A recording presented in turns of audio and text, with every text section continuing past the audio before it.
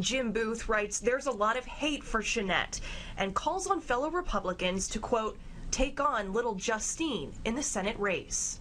And urges someone to step up and run against Chenette because there's, quote, a lot of hate towards him. There's a lot of hate for the Democratic nominee. Little Marco, Lion Ted, Crooked Hillary. Saying Donald Trump's name calling in the national race has no place in Maine.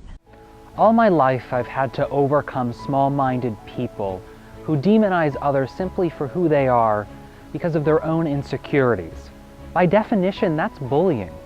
At one point or another in our lives, I'm sure you have been victim to the emotional burden of bullying. It happens all too often in our schools today with our kids, with middle-aged folks in the workplace, and even with 50-plus bingo halls.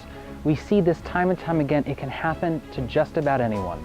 In politics, this is amplified.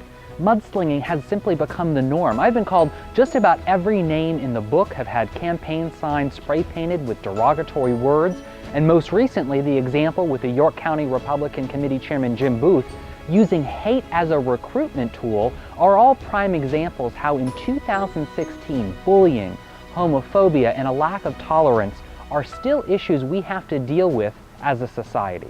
Sadly, someone took up Chairman Jim Booth's hateful offer to run against me while he has stayed in power. Regardless of what my opponent does, I plan to run a positive campaign focused on the issues, focused on the things that people care about, focused on empowering people to reach their greatest potential, not tearing anyone down. We should expect our elected officials to set a positive example, a role model for our youth. My work on anti-bullying efforts over the years have amounted to some of my proudest moments.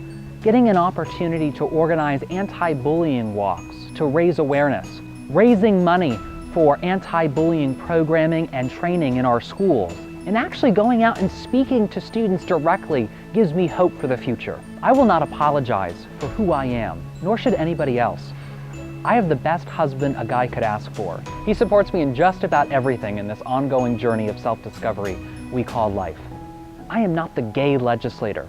I'm a hardworking, passionate human being who deeply cares for other people in our community.